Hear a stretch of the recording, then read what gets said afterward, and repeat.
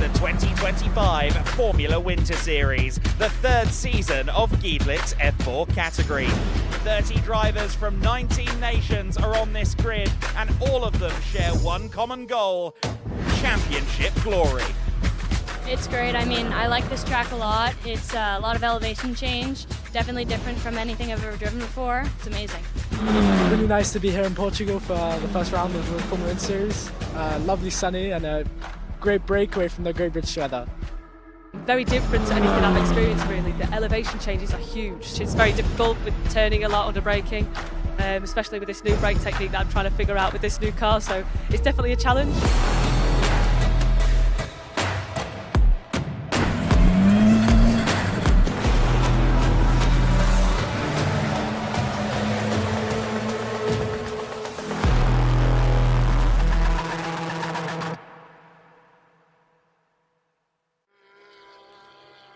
Well, finally, after a long wait, we are back with Season 3 of the Formula Winter Series here at the Autodromo Internacional do Algarve. We'll be bringing you several broadcasts this weekend covering the 3 races of the Formula Winter Series, as well as the Giedlich Racing 6 hours of Portimão, just finishing up a session on the track at the moment. But for now, we're firmly focused on the formulas. You have 3 races to come this weekend, 2 on this Saturday afternoon. Myself, Adam Weller, in the commentary box once again with Andy McEwen and Izzy Browning down in the pit lane and on the grid as well.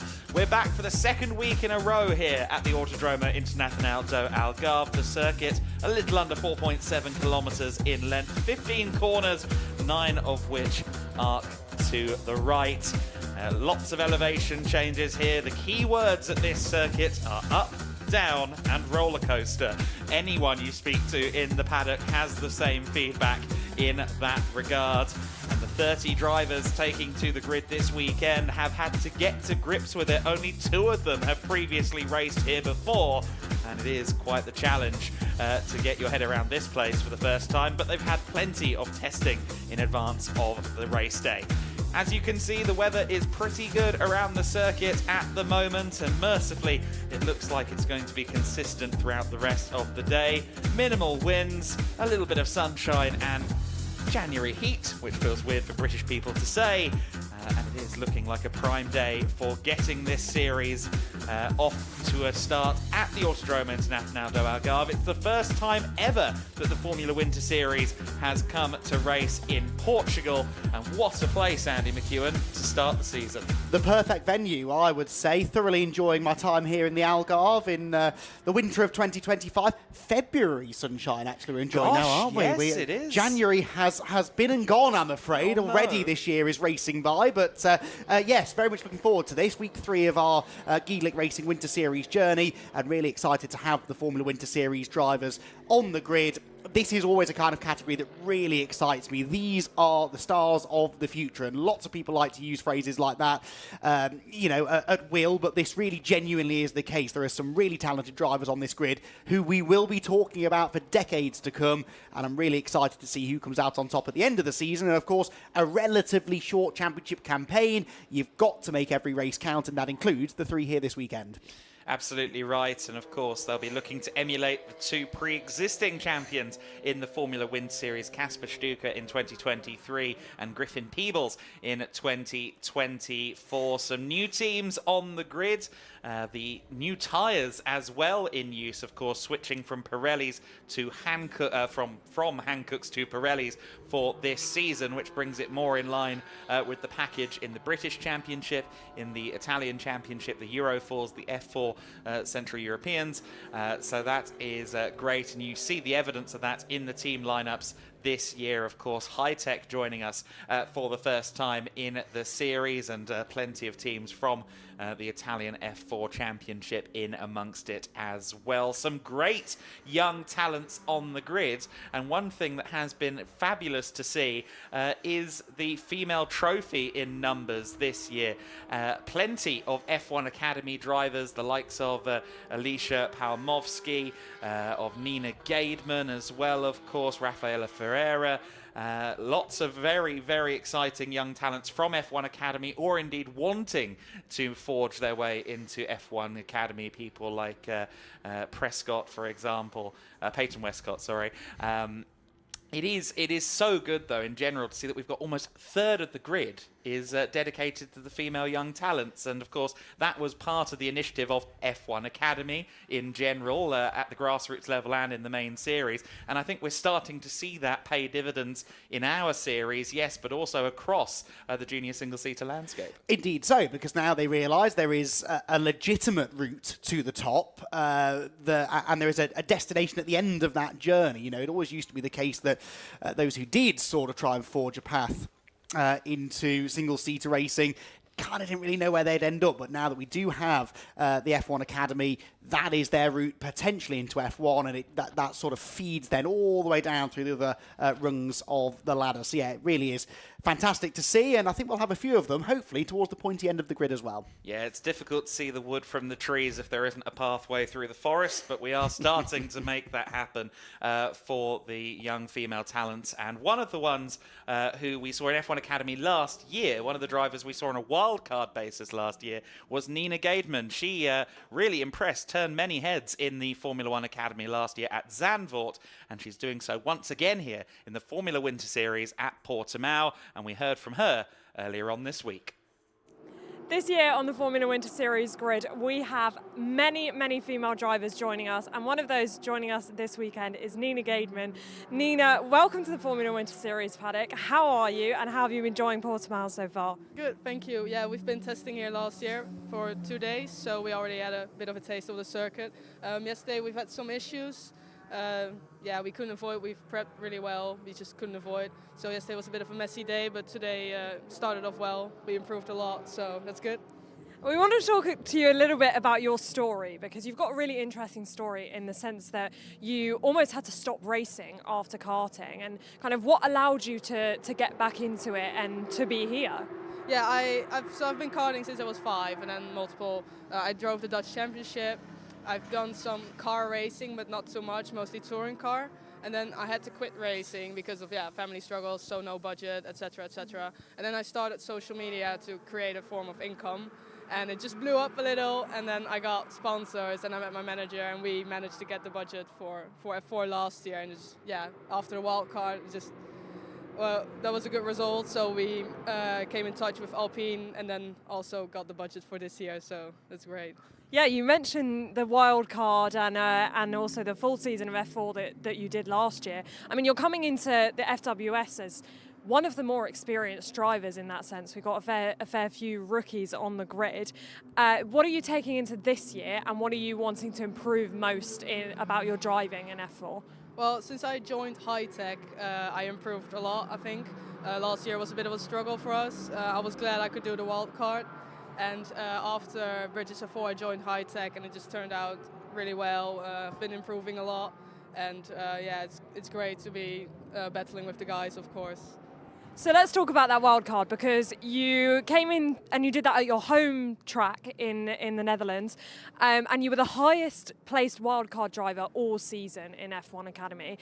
I'm sure that did a lot to get you the seat for this year, but you must have been so proud to do that at your home track. Yeah, fun thing is I've been talking to Alpine before the wild card, and after, of course, many other teams joined as well. But with Alpine it just felt right from the start, and I think they have a great academy, so I just wanted to join them. So what kind of learning and what extra resources does being part of the Alpine Academy give you? Kind of that support must be invaluable. Yeah, so they support me in a lot of ways, so obviously financial, but also I got a trainer now, and he tracks my training and my weight and everything, of course, and my food.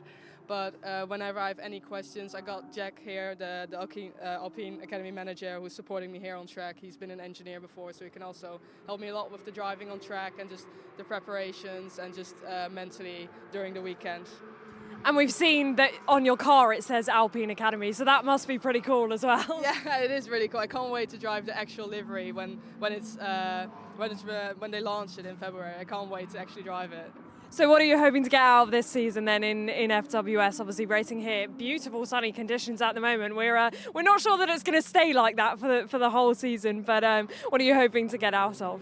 Well, obviously I'm going to miss Barcelona because of testing in F1 Academy, so I won't be here for the full championship, but I want to fight at the front with the boys and just to show that we girls can drive at the front as well.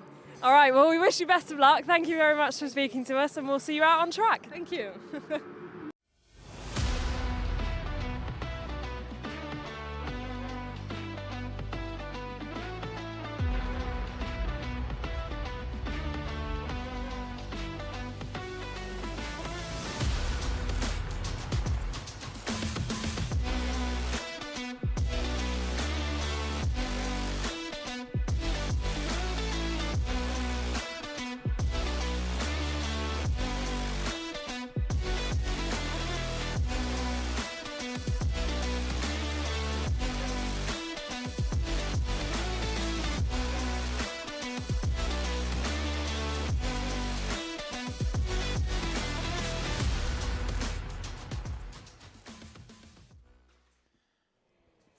So great to hear from Nina Gademan there with Izzy Browning. The cars are currently being wheeled out from the garages towards the pit apron, as you can see, and they will soon be released onto their sighting lap. The weather has remained consistent, so if you were joining us last week for the GTs and the prototypes, you will have seen some of the exploratory situations we had to have in the wet conditions. Good to see Albert Larsson's helmet there, covered in signatures and well wishes. Must go down and talk about that and try and figure out the story there. And there's part of the Jens lineup in the form of Artem Siverikin, one of a couple of rookie drivers that they have in that lineup this season. Bart Harrison, of course, a bit more experience. We've seen him previously in the Formula Winter Series back in 2024, so great to see Bart making his return to the category. And he's also a useful one for commentators, as his personal sponsor is his last name. And for us, of course, that means that as long as the car is side on, it's very easy to identify. Good, yes. I wish that would catch on, because it does make our lives easier. Anything that makes our lives easier makes us happier. So I'm all for it. But yeah, good opportunity here to take a look up close and personal with the cars. And they're the number 5 of Bjorn McLaughlin. Irish driver, one to watch, definitely. Another one of this brace of rookie drivers that we've got in the Formula Winter Series this season, and looking to try and get the season off to a good start. Cars filtering out of the pit lane now. I don't really want to draw your attention to this, Adam, but if you look out of the commentary box window to, well, sort of behind us towards turn 1, the sky is darkening rather. I did spot that as I came into the commentary box just now. Some ominous looking clouds gathering over the hills in the distance. Now, it is not yet raining, but it is noticeably cooler outside than it was an hour ago. There is noticeably less blue sky. I do have a funny feeling we may, for the 3rd week in a row, be talking a little bit about weather later on this afternoon. I'm trusting the Alpha Live weather graphic over you. I refuse to engage with this negativity. While we let's make sure the weather radar is pointing us in the right direction, we will go to another catch up with one of our drivers, another one that many people will be watching, and that is Thomas Behrman. Thomas, great to see you. How are you? Welcome to the Formula Winter Series paddock, and how excited were you to get back in the car? Yeah, it's been a long winter break. Definitely excited to come back after, I don't know, doing some training and preparing for the season. Really nice to be here in Portugal for the first round of the Formula Winter Series. Lovely sunny and a great break away from the great British weather. And you're not completely new to F4 racing. Of course, you had your single-seater debut last season, end of last season, but you are still fairly new. So how have things been going so far, and what kind of improvements have you been making? Yeah, I mean, obviously we did 3 races at the end of last season just to prepare for this season, I guess. And yeah, so far I've been learning a lot. I mean, from my teammates, Leo, second-year driver, and Finn, also a very fast driver. Yeah, learning a lot from them, especially just testing before the season, and now also while we're here for this race, it's good to have dates from those really fast guys to improve myself and improve the lap time as well. So what have the preparations looked like over the winter to kind of get to this point? Yeah, I obviously did some training over the winter with my trainer at home, and yeah, also I've been busy with school, so it's made that a bit difficult. So yeah, it's been good though. Busy life. So coming into this season, what kind of goals have you and the team set? Because you'll be doing the full season with Hi-Tech. What kind of goals have you guys set, and what do you want to get out of the Formula Winter Series? I don't think there's a particular goal in mind for this season. I just think it's good preparation for the championship we do for the rest of the year, and that's the goal really, just to learn as much as I can, as much as possible. I mean, I'm still going in here as a rookie, so it doesn't matter too much about race results for me. I just want to learn as much as possible and make everything as precise and perfect as possible in my driving. And of course, some of that learning will be these new tracks that you're going to that I'm sure you would have never been to before. So how are you enjoying Portimão, and how is it to drive? Yeah, obviously ex-F1 track per se, so it's really cool to drive. I mean, the undulations all around the track make it really exciting. It's a few difficult corners, but that's the fun of it, I guess. And also looking forward in the calendar, Barcelona, another F1 track. Really exciting to go there and race. And of course, I have to ask, of course, your brother, not that long ago that he was in F4, has he given you any tips or any words of encouragement? Yeah, I was on call with him last night actually. Not particularly about racing, but yeah, we speak a bit about it for sure. It's an aligned interest between us both, so it's always good to talk to him, especially with his previous experience. It makes him a really good mentor for me, I guess, and yeah, really important in my my development, and also as he can give me tips for anything I want. An invaluable resource. Well, thank you so much for speaking to us, and good luck this weekend. Thank you. Thanks a lot. So that was Thomas Behrman. He will be right up there on the grid, actually on the 4th position, 2nd row of the grid, alongside his teammate Leo Robinson. You can see the cars lining up at the moment, including pole sitter Gabriel Gomez, Eddie Robinson alongside him on the front row as well. Us Racing with a very good start, putting their best foot first in the early stages of the Formula Wind Series of 2025. They, of course, are returning. They were the team that entered the 2023 champion, Kasper Stuka, in the Formula Wind Series, and they were with us last year as well. But a lot of challenges up and down the grid for the Us Racing team. They are the most numerous team on the grid, with 6 cars at the moment, and I believe it might be more than 6 a bit later on. There are more than 6 cars for Izzy Browning to deal with. In fact, there are 30. So let's go down there now to talk to Izzy. There are indeed 30 cars on the grid behind me, all lining up now for the first race of the Formula Winter Series. As Andy and Adam have kind of already said, beautiful blue skies behind us, but the view down to turn 1, there's definitely a little bit of weather coming in. I don't know whether that will affect this race, but we might have a bit of weather coming in later on. Anyway, we are going to go and speak to some of our drivers. This is the number 78 of Gabriel Gomez, one of 2 drivers on this grid who have raced here before. He would have raced here in the Spanish F4 Championship, and he is on pole position for this first race of the day. I'm going to dive in with him. Gabriel, first pole position of the season. Fantastic way to start the day. Yeah, it was a very good way for us to start the year. I'm really happy with my week until now, and I think we can make a really good job now into the race. And you've raced here before. You're one of 2 drivers on the grid who has raced here before. So do you think that will give you a bit of an advantage today? I'm not sure, because many people here make many tests, but for sure it helped me in the race, because I hope I know a little bit more than the others. We will see. All right, well, we wish you best of luck. Thanks for speaking to us. Right, we're going to continue back.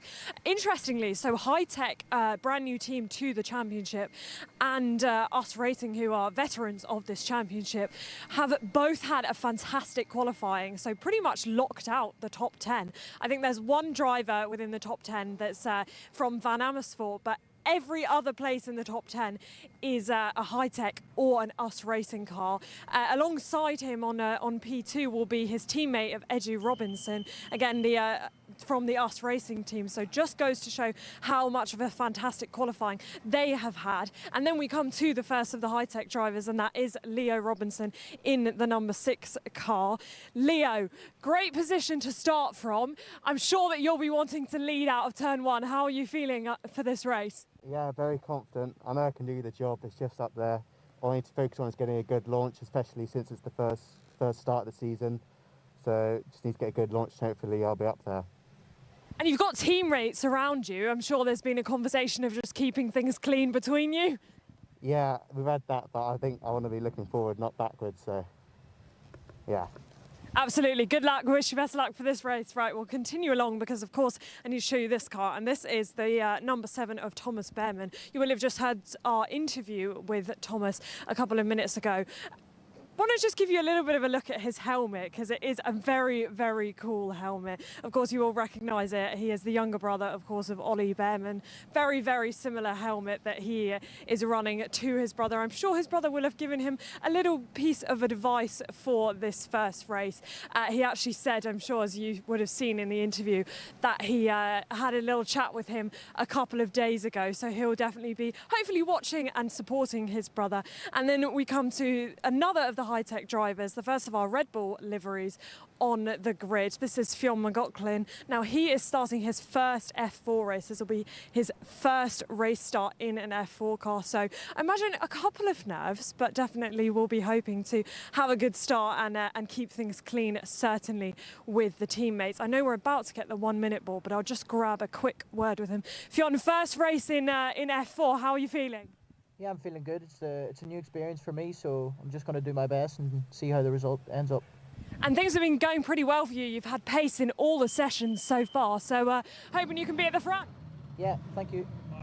All right, best of luck. We're going to get off the grid and enjoy this first race.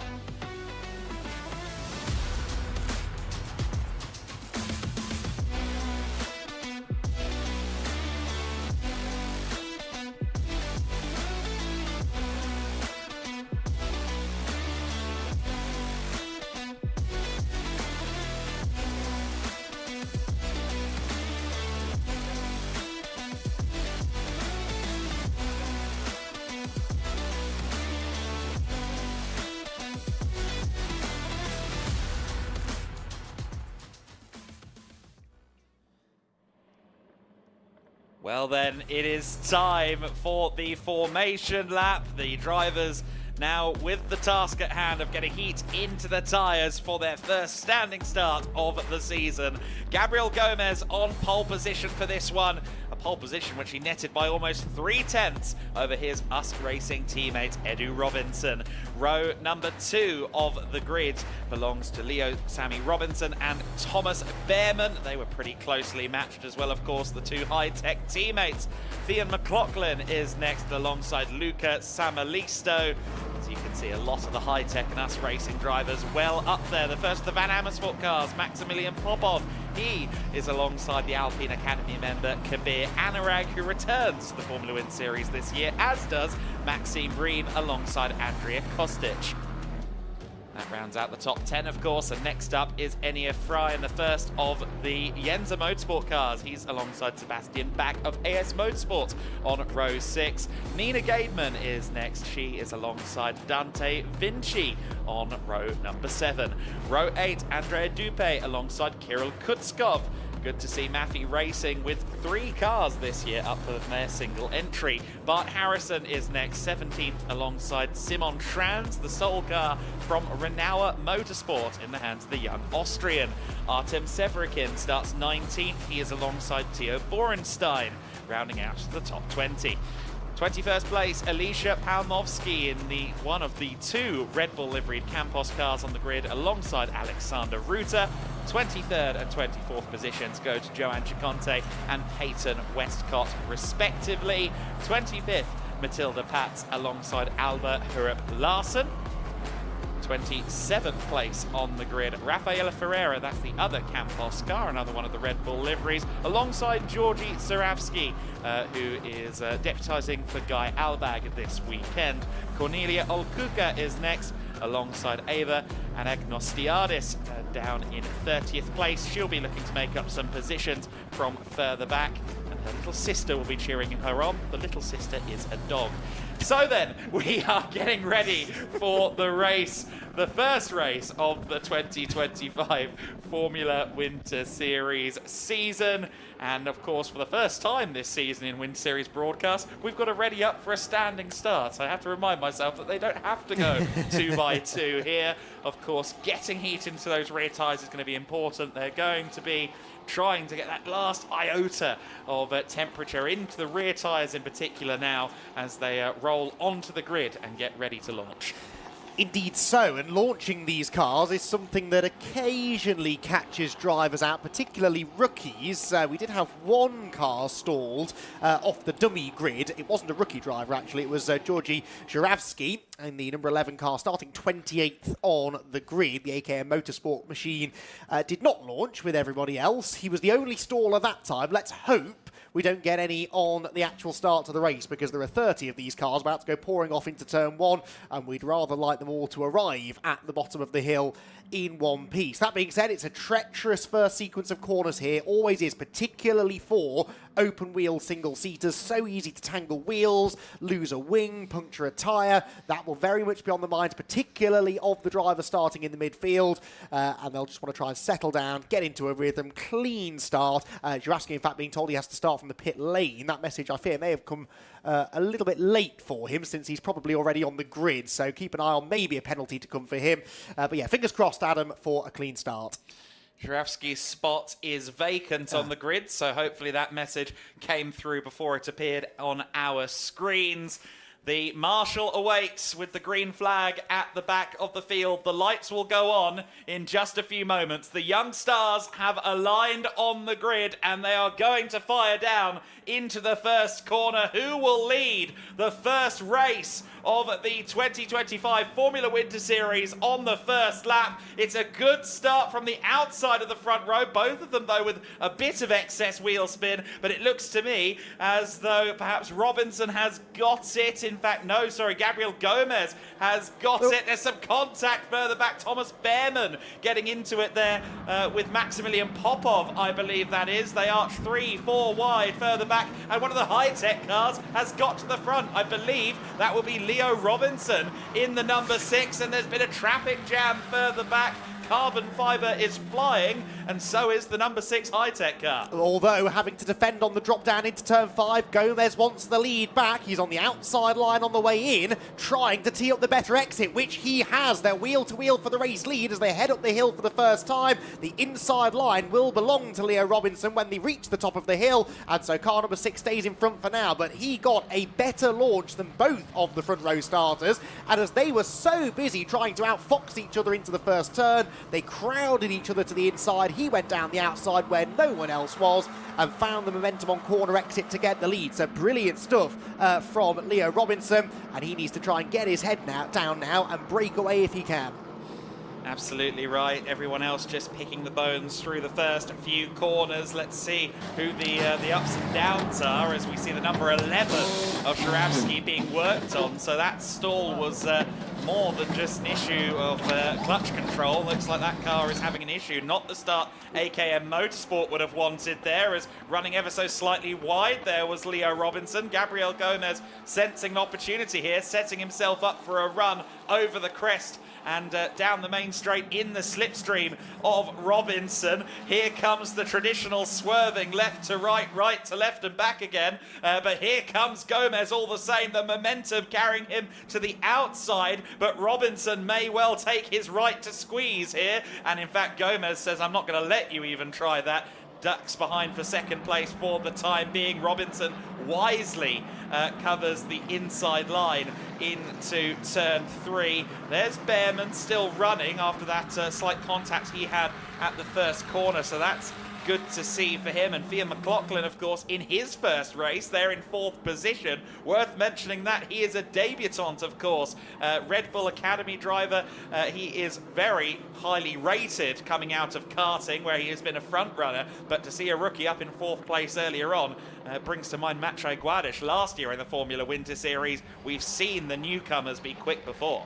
Yes, and very much a part of this lead group, because with Robinson defending at the front, it's really sort of backing everybody else together. This will be frustrating for Gomez, because he was, as you said, 3/10 quicker than anybody else in qualifying, but then Robinson, both of the Robinsons, Behrman, McLaughlin, Samalisto, all within a 10th of each other, so that lot are all pretty evenly matched. Gomez would have been very much hoping he could have escaped from what was probably going to be a very good battle for 2nd place and dominate the race, but it's not panned out that way. He'll want to get past Leo Robinson as quickly as possible here, but Leo, unsurprisingly, not making that easy for him, really defending the inside line into the penultimate corner. That, I suspect, is why he was wide here a lap ago.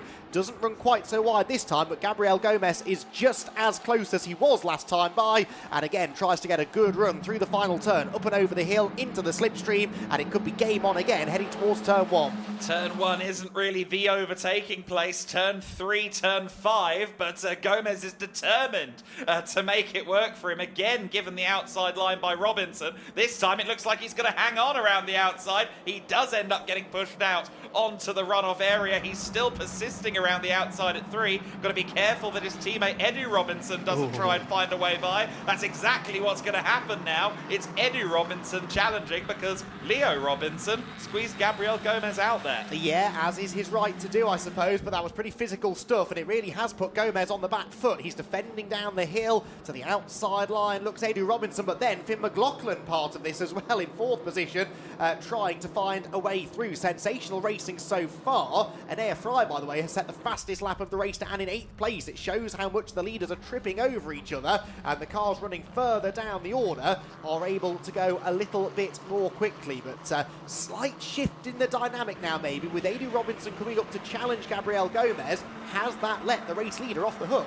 Quite possibly so. A word to Nina Gaidman. She was running as high as 9th, now in 10th place, as we see there the number 8 car of Lucas Amalisto challenging Fionn McLaughlin for 4th position. But Gaidman running 9th, now 10th place, as she moved up a few places. Palmovsky up to 16th place as well. She's working her way from outside the top 20. The two US Racing cars here side by side. Samalisto and Kostic now, after Samalisto had a look at McLaughlin, has unfortunately fallen into the trap of his other US Racing teammates. And of course it is all US Racing and High Tech in the top 7, but it's High Tech that lead the way with Leo Robinson. Indeed it is, and all of a sudden at the end of this 3rd lap of the race, things are a little calmer than they had been. 6.5 tenths now the lead for Robinson, back to Gomez in 2nd, then Eddie Robinson 3rd, 4th place Finn McLaughlin, battle on for 5th still between Samalisto and Kostic, with Reem, Fry, Anurag now fastest lap holder, and Nina Gaidman completing the top 10. Nina, as you said,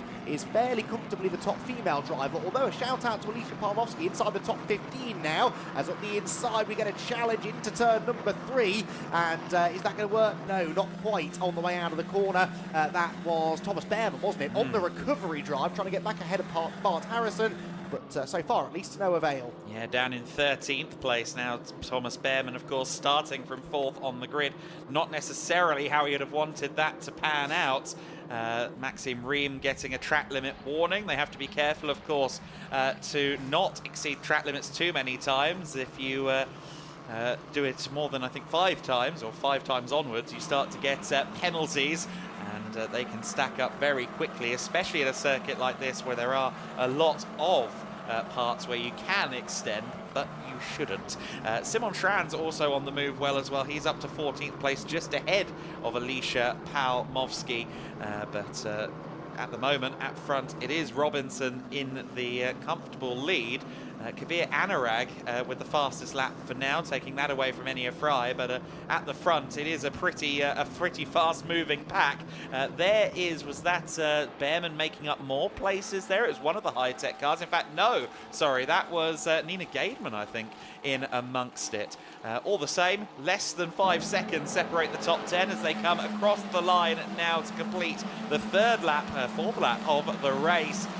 And of course, 22 minutes plus 1 lap left to go. So once the clock hits 0, it is the penultimate lap. Here comes the number 8 car of Samalisto. Also challenging further back there is Enya Fry. And that was a bit scary there between himself and Maxime Ream. They both continue on, but Fry is going to drop down outside of the top 10, potentially at least at 10th place, as Nina Gaidman now moves back up to 9th.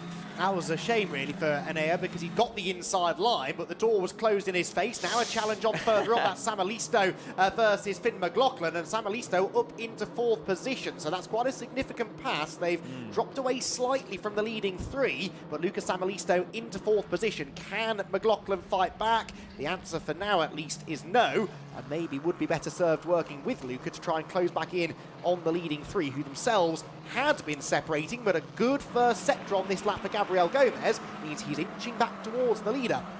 Have to note the battle scar on the front of Fionn McLaughlin's nose cone, which I'm not sure if that was there from the first lap or not, but certainly it has been added at some point during this race. Whether it was just now as Samalisto got past him or previous is up for debate. Andrea Kostic now just following him in another of the US Racing cars. The second place rookie behind McLaughlin on the circuit is Thomas Behrman, all the way down in 12th position. So McLaughlin again really showing out here on his first appearance in junior single-seater racing. He sounded remarkably reserved down there on the grid with Izzy as well, not really picking up on any of the nerves you might reasonably expect someone to have in his situation. But the Red Bull Academy driver who very nearly won an FIA World Karting Championship, very much one to watch. Alicia Palmovsky, Maffei Racing's Kutskov, and many others involved in a scrap here down towards the first corner. This is the battle for 14th position, 6 cars strong, and well, they all managed to keep that together well. I thought there might be a collision down there on the approach to turn 1. Yes, Kirill Kutskov on the inside line there. I thought that was going to end in a tangling of wheels myself, but they have all managed to get away with it. We should give them more credit, maybe. They do all know what they're doing, these youngsters, and they have honed their racecraft through years of karting to a very high level, most of them, and no reason why they shouldn't then be able to bring that forward into single-seater racing as well. Lead gap then down by 2/10 on the previous lap. Now Gabriel Gomez has got the fastest lap of the race, 1:45.984, about 4/10 slower than his pole position time. Not bad a few laps into a race run, but on this lap it looks like Leo Sammy Robinson is just starting to sort of regroup, fastest of anybody in Sector 2, so the gap ebbing and flowing, and this is why Gomez would have been so intent on getting past Robinson in the early stages, because once things settle down in these races, because they're all so evenly matched, it can be a little bit tricky to find a way through. We are only a third of the way through the race. He's got time, but so far Leo Robinson has an answer to all of the questions posed to him by Gabriel Gomez. Georgi Zurashki is now out on the circuit, so the AKM Motorsport number 11 car has joined the race, albeit about 5 laps down on the rest of the field, but at least getting out there on to the Portimão circuit as we see some moving and shaking further back. Here is Thomas Behrman pressuring the number 71 of Maxime Ream, so that is now fighting for 11th place, I believe that is. Behrman around the outside of the 21, so sorry, this is with Bart Harrison. It was another of the high-tech cars further up the field that caught me out there, but Behrman doing a very good job getting himself to the inside line and past Bart Harrison, that then being for 11th place. Although, has Bart got it back? I think yes, he did, yes. It looked to me like maybe Behrman was going a little bit wide into 3, which he did, outbraked himself. It was a lovely jink to the inside. Couldn't quite get the car stopped. Now Kirill Kutskov up the inside of somebody else. This time, Simon Schranz losing a position. So Kutskov picking his way through the order quite nicely. 13th position now for Kirill, who started, I think, a few places, 16th place on the grid, but I think had maybe lost some ground at the opening lap, and picking his way through nicely. Behrman having another go now, getting this move done. I still don't think he's quite got past Bart Harrison, though. The because he was on the outside line heading into the high-speed left-hander. We'll pick those up in a moment or two, I'm sure. Wherever you look, though, Adam, rather predictably, there are battles to be enjoyed. Yes, and it was a battle between Nina Gaidman and Maxime Riem that I'd spotted earlier on. I thought Maxime had fallen a little bit further than he had. So Nina Gaidman now up to 8th place, of course, inheriting after Enya Fry had his moment down a couple of laps ago between himself and Riem, and that was put into the logbook, as it were. It was noted, but we'll have to see if anything else is done about that. For now, though, Nina Gaidman certainly on a charge here. Never finished in the top 10 during the British F4 season in 2024, but she showed out well in Zandvoort and F1 Academy, and she's doing so again here in Formula Wind Series. Look to the outside there of Maxime Riem, but that might give Fry an opportunity to dive to the inside. Certainly Enya thinks so. Has a little look, but doesn't manage to find a way by, and Sebastian Bach may be able to capitalise on that from 10th place. Of course, Sebastian Bach, another name to watch out for AS Motorsport. He's the rookie champion from last year's Nordic 4 season. Nina Gaidman looks really up for it, though, doesn't she? To the outside again now of Maxime Riem. So only a corner ago she was defending her position. Now she's climbing all over the back and indeed around the outside of Maxime Riem. Now, was that within track limits? Thankfully not our decision to make, but certainly she's forged a path to the inside line anyway. Is the move going to be made? Oh, not quite. I think Maxime just got the door closed. Might actually be for the best if you are Nina Gaidman, because you don't want to be accused of overtaking off the circuit after all, and she slots back in line behind. But Nina Gaidman, 13th on the grid, going for 7th, and looks like the quickest car in this bunch. If she could get through, she may well be able to escape up the road. Yeah, very good point. That high-tech car looking pretty stable underneath her. You'll note the TGR on those cars as well. It's been confirmed, some of the journalists in the paddock. That is, of course, part of the Toyota Gazoo Racing partnership that Hi-Tech is starting to forge, and that's very exciting for them. For now, though, Maxime Riem is driving exclusively through the mirrors, and I will say as well, we of course were looking at Kirill Kutskov, and it seems that now that he has gotten past to the front of that pack of cars, he is starting to gap them. He was a good half-second clear last time across the stripe, and it looks like he is just starting to distance himself, a former FIA CIK world champion, and someone that I know Maffei Racing are very excited to have in their garage. So Nina Gaidman not with the best run that time through turn 1, so that battle just sort of put on ice for the time being. At the front of the field, you're not missing anything really. Leo Robinson still 7/10 up the road from Gabriel Gomez, although I wouldn't say that looks like 7/10 anymore. So not a great first sector maybe for the race leader. Actually almost identical, I reckon. So yeah, not much changing between the two of them. They are remarkably evenly matched, this lead group. Adu Robinson still 3rd, Samalisto 4th, Finn McLaughlin even is 5th position. Those two dropping away slightly now from the leading 3. As they plunge downhill, there are the leading group of 5 still all in the same shot. Quite a few cars in the pits, by the way. There is one of them. That's Johan Kont in the pit lane, Cameron Anurag as well, and Zaravsky, I'm afraid, is back in the pit lane too. Looks like they're sending the number 12 car back on its way, but there you can see the other two pit visitors. Well, one of them minus a driver, which is never usually a good sign. I think that might be Anurag's car and Zaravsky's car, I think, being worked on in the background. So a few drivers not having the ideal start to their Formula Winter Series. Neither, I'm afraid, is Lucas Samalisto, who's been given a 5-second penalty for exceeding track limits. We are but only just halfway through the race. That's rather early to be picking up track limits penalties. Yes, that is going to only stack up, unfortunately, for Samalisto, and he's probably going to have a few drivers within 5 seconds of him. At the moment, actually, it is only McLaughlin, which is good news, I suppose, in a sense for Lucas Samalisto. But once you've had that 5 seconds, then very quickly they add up, because for each additional track limits, you add another 5 seconds, and that could stack up. Alicia Palmovsky, meanwhile, in amongst the battle there, down in the teen position. She's dropped down to 20th, actually, so I think Maximilian Popov and a couple of others have gotten past there, as we saw that scrum down the main straight. Meanwhile, Jens's Enya Fry coming under pressure here from Sebastian Bach for 9th position. The 20 car having to be made wide here by the driver who got a few very positive results last year in Formula Wind Series and ended his 2024, I think, with some of his best results yet in F4 competition. And of course, that's always what you want to do, end that year on a high, start a new one, hopefully in much the same way. And I think a finish in the overall points, down to top 10, of course, the points in this series, that would probably tick the box for Enya Fry.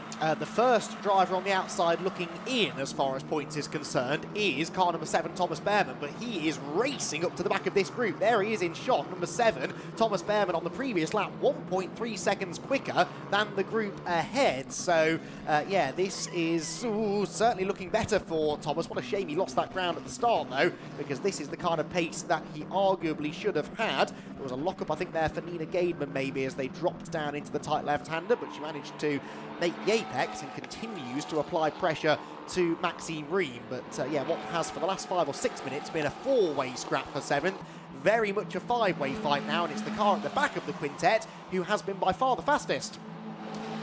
Yes, absolutely right. So we'll see how he tries to now try and get past, at least. That's going to be hard work for... Oh, well, the US Racing cars, are they switching there? Was that a switch of position for Sam Alisto? Yes, it was. Sam Alisto getting past Edu Robinson.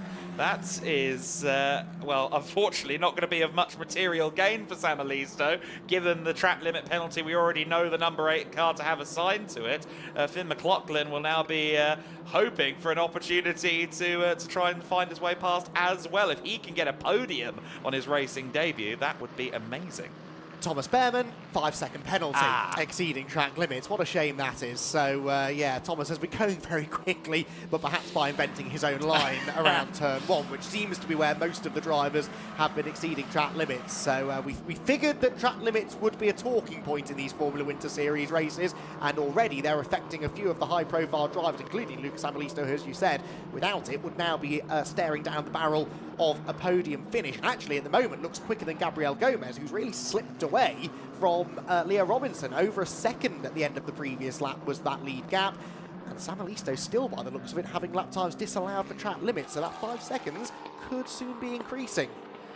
Quite possibly, yes. That 5 seconds, as we saw last week here in Portimão in some of the GT classes, can very quickly become 15, 20 seconds if they are not careful. McLaughlin might have a good run here on Edu Robinson as the top 5 come across the line once again, split by 2.5 seconds. So Leo Robinson can't afford to put many wheels wrong in this race. The cars directly behind him do pose a threat, even though he's controlling it with an 8/10 gap for the time being.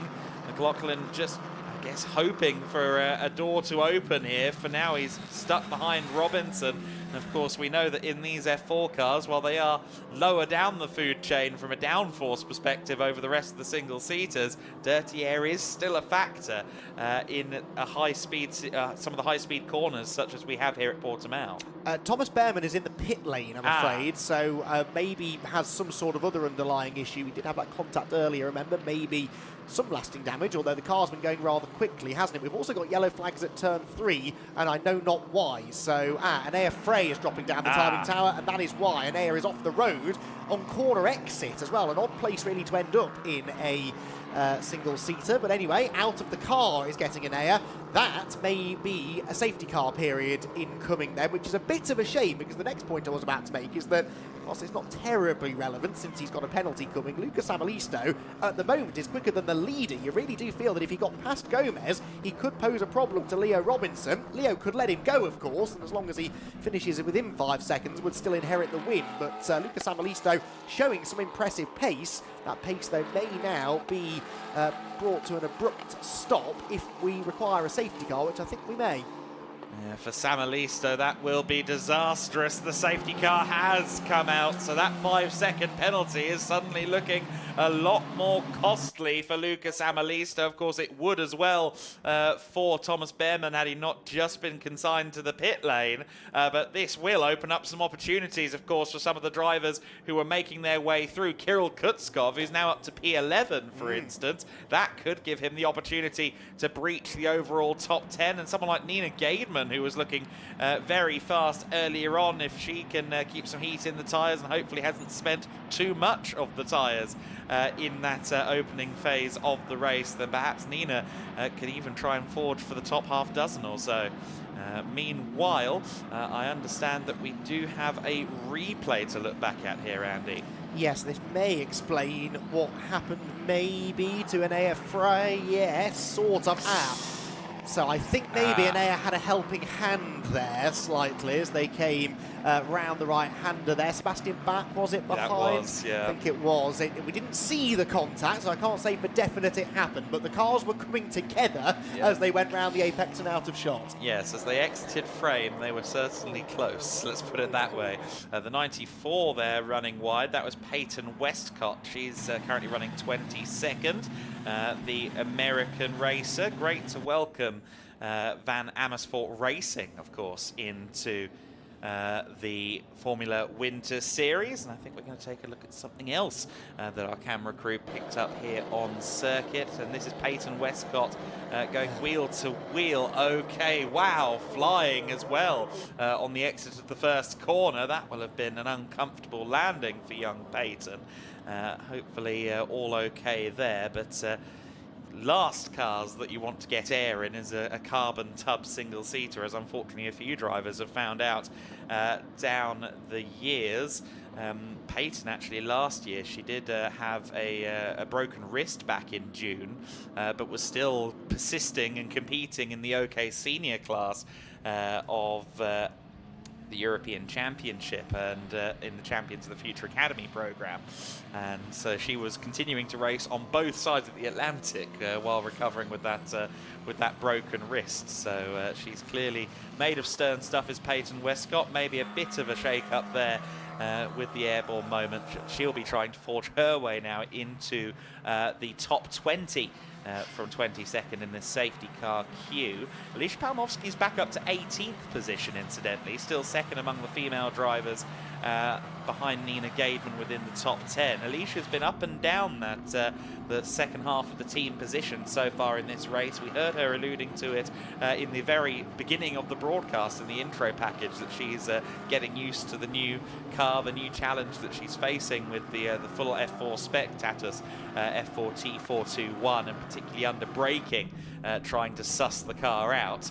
And for now, she does appear to have done so, although she will be starting from further back in race 2 as well, because she had a poor second qualifying session.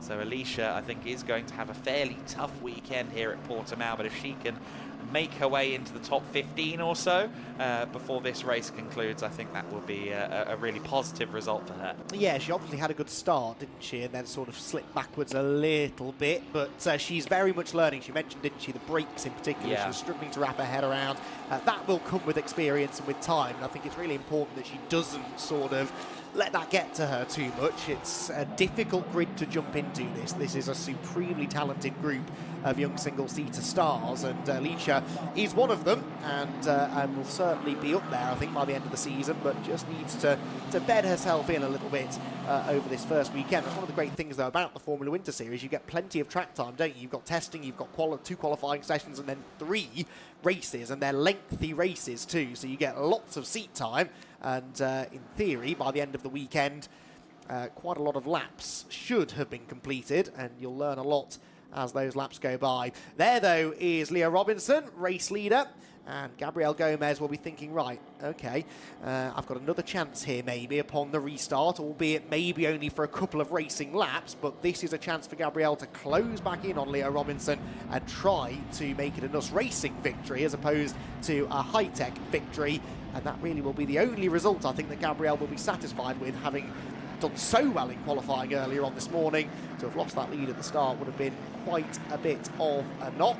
There is an Air Fry's car, meanwhile, being whipped out of the way. No major damage done. I suspect he probably just stalled the car when he spun, couldn't get it started. and that unfortunately was the end of his first race of the season. Yeah, as I said, Enya Fry back in the series again this year, which is great to see Jenza back with a driver who was with us last year. Managed to secure his first top 5 in Italian F4 in the summer at Le Castellet. Best finish here in Formula Wind Series last year came with an 8th position. I think that was at Valencia, and unfortunately was on to at least match that seemingly in the battle with Nina Gaidman, but we'll now have to try and regroup ahead of the second race. Less than 3 minutes left on the clock, still awaiting hopefully positive news about the safety car coming in, although of course we did see the truck there just less than a minute ago still hoisting the number 20 car. It's going to be tight. I think we're probably going to have one more lap under safety car. I think you're probably right, yes, which will take us dangerously close, won't it, to the end of the 30 minutes. Of course, we have that extra lap to run at the end, but our previous safety car lap was 4 minutes, so I suspect, well, definitely if we do another lap of safety car, we'll go beyond the end of the 30 minutes, and it could be a one-lap shootout at the end. Just looking at a couple of the other drivers who might have moved up the order a little bit. Sebastian Bach has picked up a handful of places to be in the top 10. Also, Bart Harrison, 10th place, 17th on the grid, and that is pretty impressive, really. Like I said, not an easy grid to work your way through, but we've had quite a few big movers in this race, which sort of suggests, doesn't it, that there were a few of them who maybe didn't quite get the maximum out of themselves and the car in qualifying, but now they're in race conditions, have been able to make their way to the front. Safety car is coming round to do another lap very quickly, sliding its way off the final corner. So, yeah, a one-lap shootout, I think. I think that was the cause of the tyre squealing that we heard. I think it might be a call from race control to hustle that car around so we can get this race started again. Of course, come what may at this point, the clock will hit 0 before we get back around the circuit, and hopefully it will be a one-lap dash from there. But as in Formula One, it's a Mercedes safety car leading the way, and I don't know who is playing Bernd Mailander this weekend, but it did sound as if it was a spirited run through turn 15. The fabulous Autodromo Internacional do Algarve here at Portimão.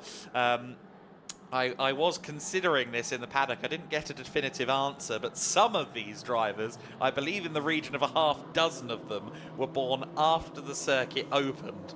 And old Hectors like me still consider this quite a new circuit, having been opened in October 2008.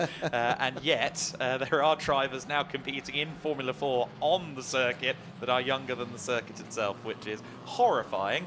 But we have to make peace with these things, don't we? It's only going to keep happening. Of course, we're seeing the likes of Andrea Kimi Antonelli. I was commentating on him in F4 less than 3 years ago. There he is in F1 already. And I'm sure some of these young talents may have a similar ascendancy. And of course, there are some clues in the paddock, those with Red Bull liveries, those with Alpine liveries. I think we've got no fewer than 5 drivers currently signed to an F1 academy of some description in some manner, and that is hugely exciting to see. Right, the clock has hit 0. Are we going to get that safety car out of the way? I do certainly hope so, and yes, we are. The lights are out, and the Mercedes is once again hustling, and it is now going to be Leo Robinson who takes charge again for the high-tech TGR team. Gabriel Gomez senses one late opportunity here to try and strike. He's going to have to try and predict when that high-tech car launches away. I suspect the pedal will hit the metal very soon indeed. No, is it going to be a long hold from Leo Sammy Robinson? He really is making them wait. I'm sure there are some drivers further back getting impatient. There seemingly goes Robinson. He has got himself a car length maybe 2 by the end of the straight over Gabriel Gomez. That's gone well for him. Simon Schranz peels into the pit lane. Bart Harrison getting very close with Kirill Kutskov further back in the field as well. I think there might have been a drama or 2 further back as everybody stacked up behind Robinson. 3 wide into the first corner as well on the fringes of the top 10. Leo Robinson just generally wide in the first corner, and Gabriel Gomez is right on his gearbox. Yeah, Gabriel Gomez sensing an opportunity. Maybe Leo Robinson's tyres aren't quite in the window anymore, and Gomez is definitely close enough to have a go into turn 5. Defensive move from Robinson. Gomez to the outside line. He tried this, remember, on lap 1, got a good exit and cut back to the left-hand side of the road up the hill. Can he do the same again on this final lap of the race? Yes, he can. Side by side up the hill they go, and Gabriel Gomez, I think, has his nose ahead. Who will appear ahead? It is absolutely neck and neck. There's no grip on the outside. He's up the curb, and somehow still Leo Robinson leads, but watch for Samalisto. No, not close enough to get to take advantage, so it's a 2-horse race. They're neck and neck again as they drop down the hill, and Leo Robinson, if he wins this race, will have put up quite the defensive drive.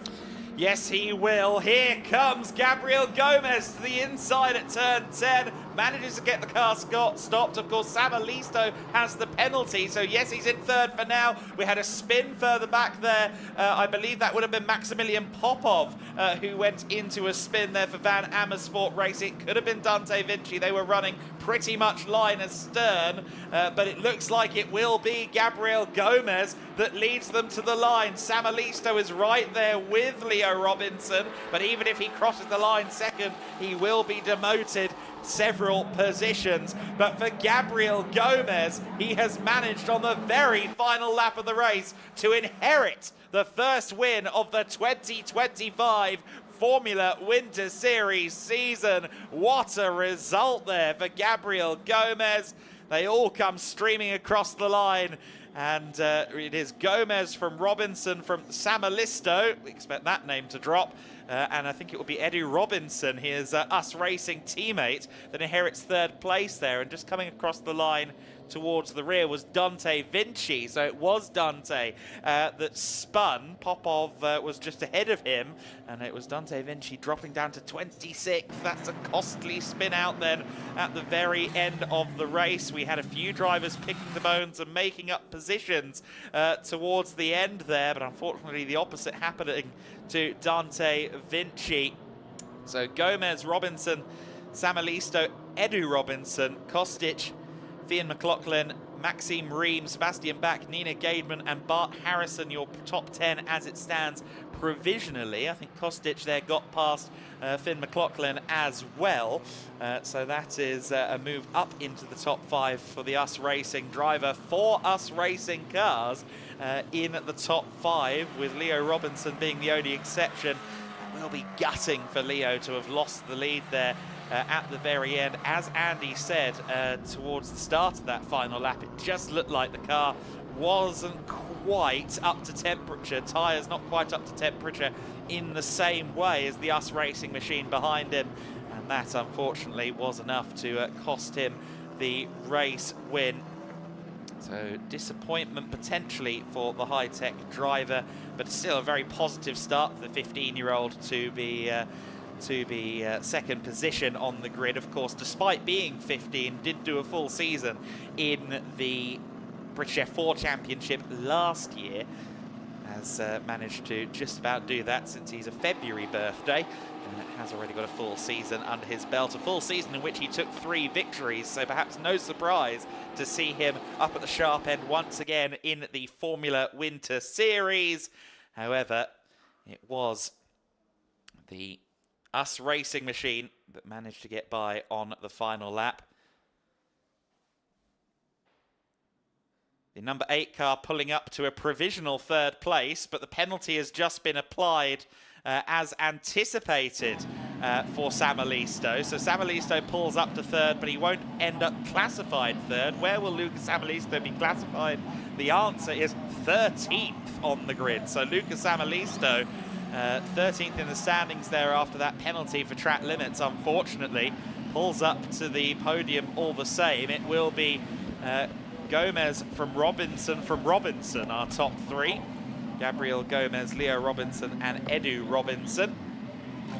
But No question over the winner, Gabriel Gomez, putting in a great shift for Us Racing and celebrates there down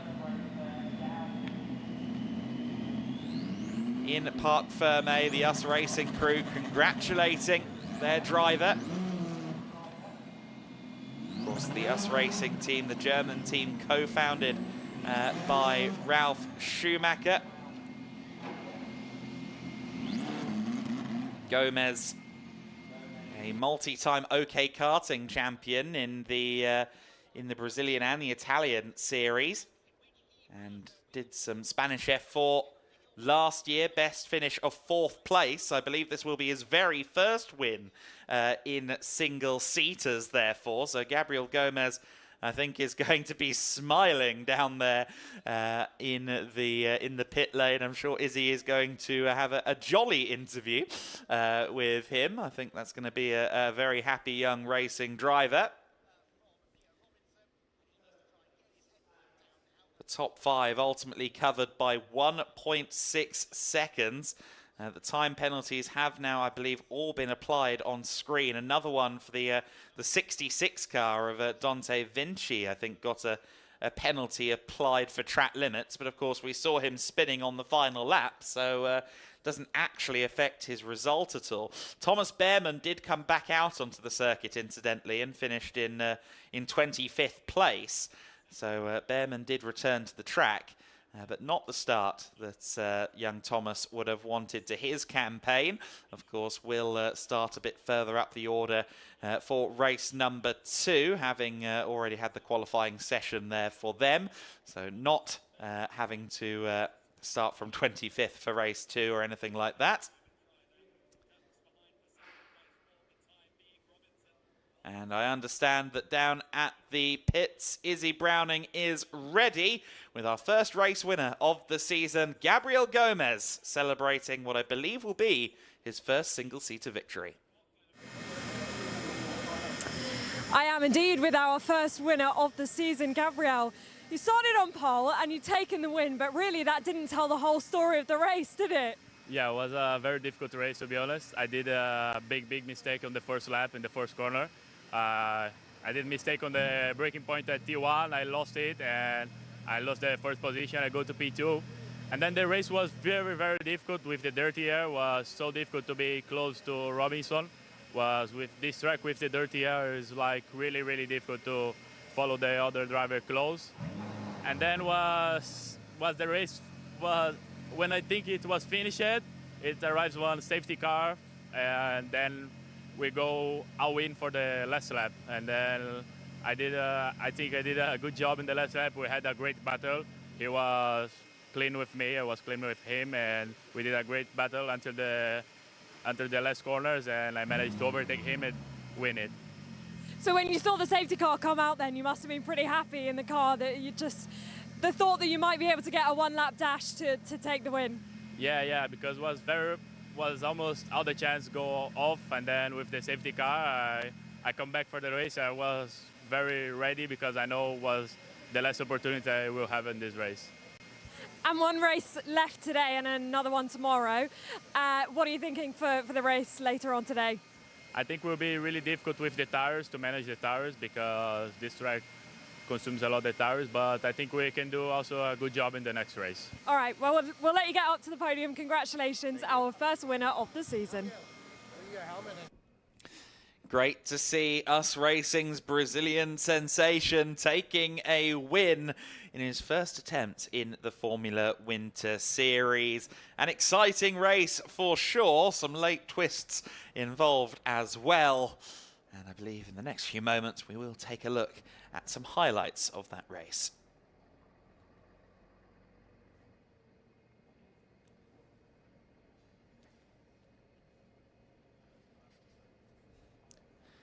And in fact, I think we are going to try and get some more insights from down on the podium before we go to highlights as well. I think it depends on which drivers as he happens to come across down there. As you can see, The clouds are still present. We are going to have to consider the weather, I think, a little bit for race number 2. We did see broken clouds going into the afternoon was the verdict from the radar. But as Andy and Izzy alluded to variously, and I tried to resist, the weather is coming in over the circuit a little bit. So let's hope that race 2 is dry as well.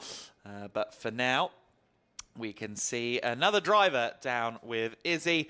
Let's go and have a chat.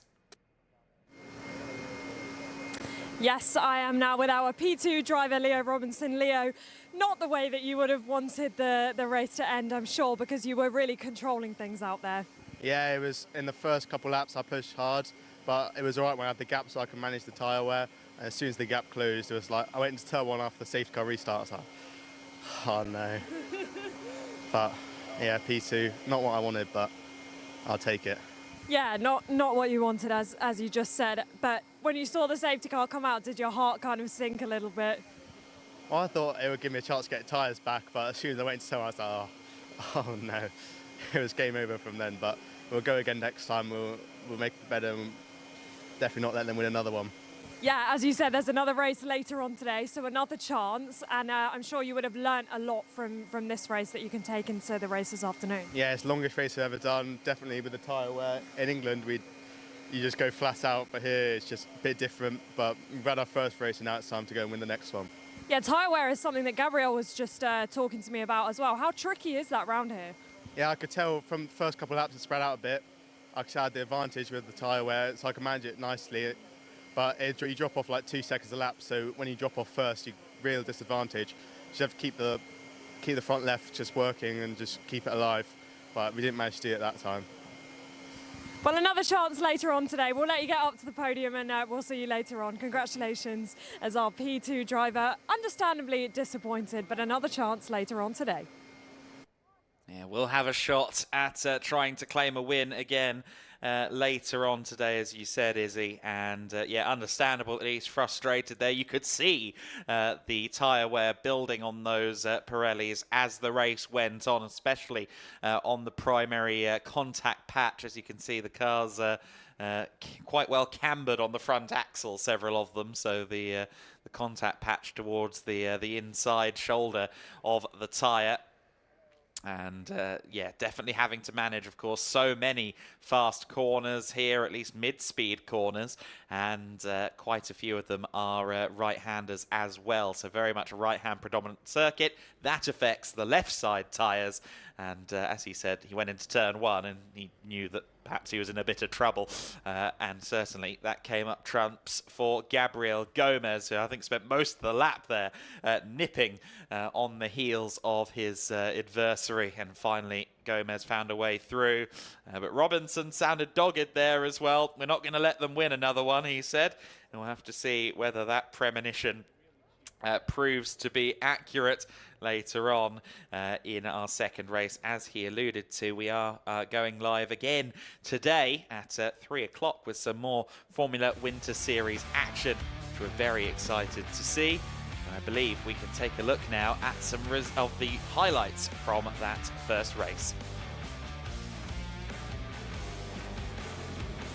So the lights went out for the first time on the left side of the front row. Pole sitter Gabriel Gomez got a decent start, but it was Leo Robinson who got the best of all. He was around the outside at turn 1, didn't manage to move into the lead at the very first juncture. Thomas Behrman had a bit of a collision further back with Maximilian Popov in the Van Amersfoort racing car, and by the time they got to turn 3, it was Leo Robinson in the lead. Georgi Zurawski, unfortunately, having some dramas with his AKM Motorsport car. He started the race about 5 laps after the rest of the field. Meanwhile, Robinson was under pressure at the front from Gomez. High-Tech versus Us Racing. Feels like it could be the story of the season based on that first race. Bit of a lean there from Robinson in the early stages. It seemed like Gabriel Gomez kept getting the run around turn 15, the final corner of the circuit. however, being pushed out wide there at the exit of turn 3. That almost allowed Eddie Robinson past him. Enia Fry, unfortunately, making some contact there with Maxime Ream, and that wouldn't be the last time we saw the number 20 car in trouble. Further back, Fionn McLaughlin making some moves, trying to find his way past Lucas Amalisto.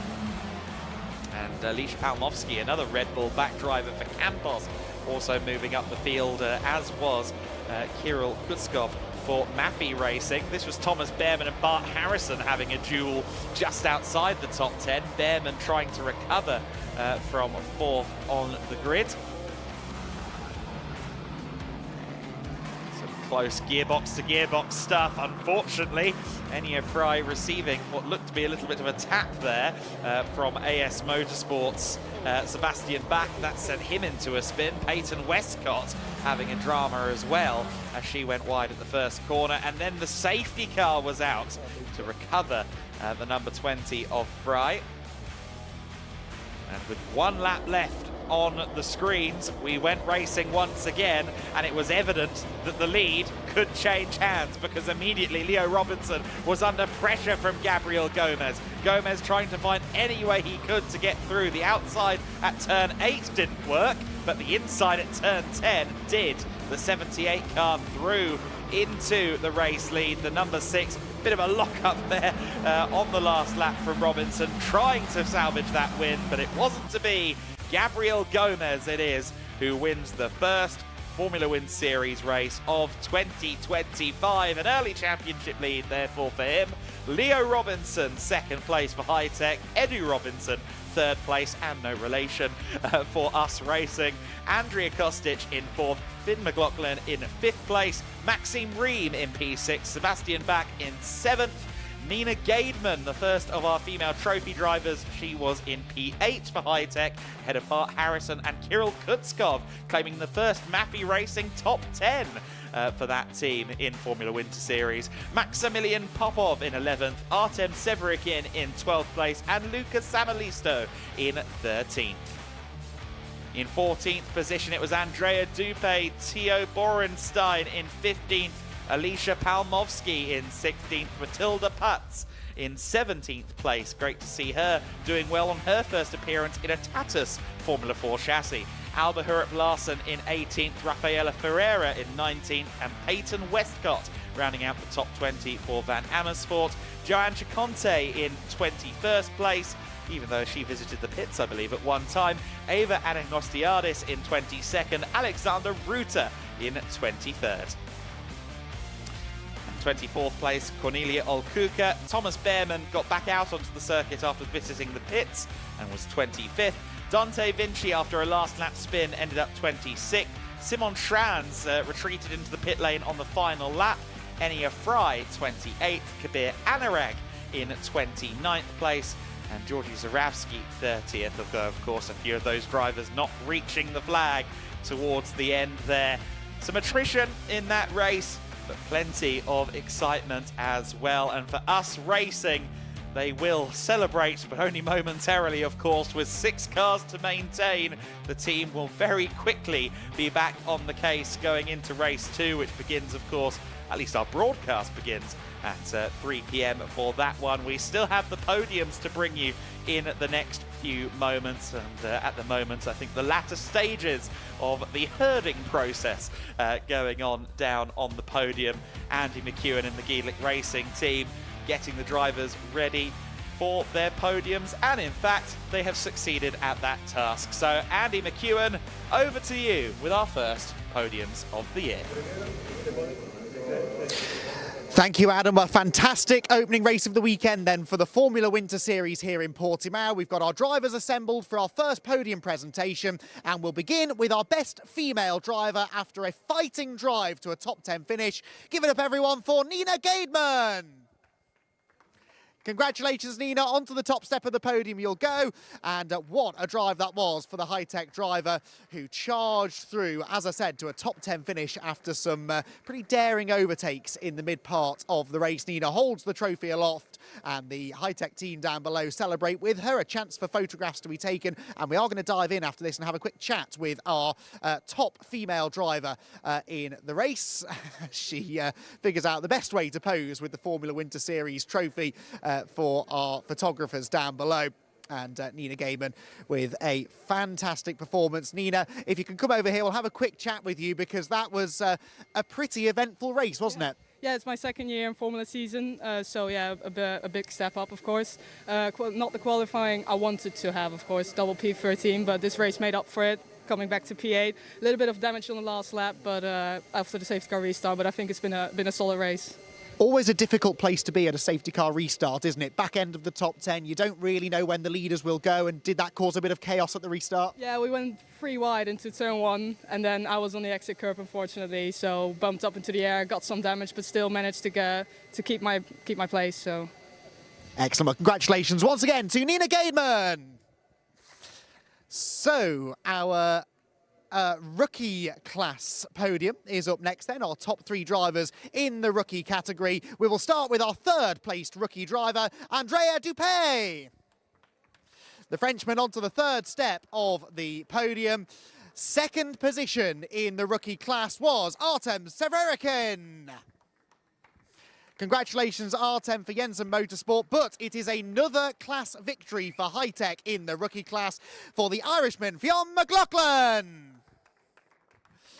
The Red Bull driver heads to the top step of the Portimão podium, and a big congratulations to Fionn, who came out on top there with a, in the end, pretty comfortable rookie class victory. Not necessarily quite such a straightforward race as far as his overall position was concerned, but he was quite a way up the road from the rest of the rookie drivers and on course at times for an overall podium finish. The 3 drivers again gather together on the top of the podium. 3 different teams represented as well at the top of the rookie category. The drivers then will head off. I'm going to come to you actually, Fionn, and meet you on the podium for a quick chat with our class winner. We'll hop up to the top step. I don't often get to stand on the top step, so I'm going to enjoy, well, 2nd step maybe. Fionn, dominant in the rookie class there, narrowly missing out on an overall top 3. Do you think you've got a podium in you later in the day? Yeah, definitely. Just need to put everything together and then see how we can do in the race. Talk us through the race then from your perspective, because you were in the thick of the battling earlier on, weren't you? And maybe just got shuffled out on a couple of occasions. Only so much you can do though, right? Yeah, it's definitely a tough position to be in, but I'm just learning how to deal with these situations, and then I'll do my best for the next time. Excellent. Thank you very much, Fionn, for having a chat. Our rookie class podium complete then. Andrea Dupé, Artem Severikin and Fionn McLaughlin. Right, we now welcome our best team onto the podium. We'll have a team representative, I believe, for our winning team, Us Racing. Us Racing, who were so strong in qualifying and come through with a overall race win, which sort of gives the game away as to who we'll be introducing in a moment as our race winner. We now move on then to our top 3 overall drivers. What a fight it was between the podium finishers. In the end, onto the 3rd step of the podium, we will welcome Edu Robinson. Edu jogs out onto the 3rd step of the podium, another of the Us Racing drivers. Not quite a win this time for High Tech Racing, but a solid start to the season for our 2nd place finisher, Leah Robinson, who led for much of the race until halfway round the final lap, when our pole sitter and eventual race winner was able to find a way through. Give it up, everyone down below, for our first winner of the Formula Winter Series season, Gabrielle Gomez, who gets a big cheer from the crowd down below and will climb onto the top step of the podium. And so now we enjoy the national anthem of the winning driver.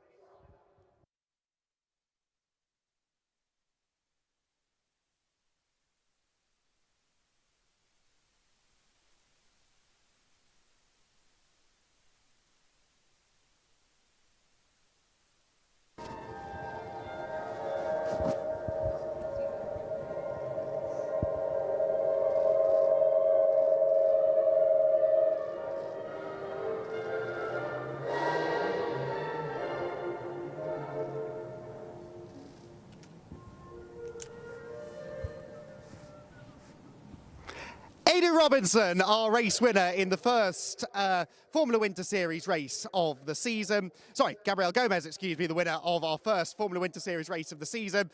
Aidan Robinson and Leah Robinson joining him on the podium, and trophies all around for our top 3 finishers. And of course, us racing, celebrating as the winning team after a phenomenal opening race of the season. Looking really forward to race 2 a bit later on. We'll have a third race, of course, tomorrow morning.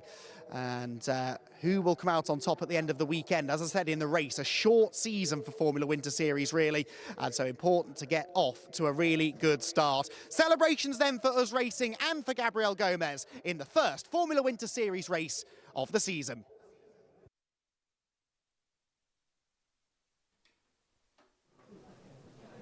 Yes, a fantastic first race of the 2025 Formula Winter Series season. And the best part is we have got another race coming up later today where I'm sure that Leah Robinson will be looking for a bit of redemption for this morning. We are live from 3 p.m, so make sure you join us then.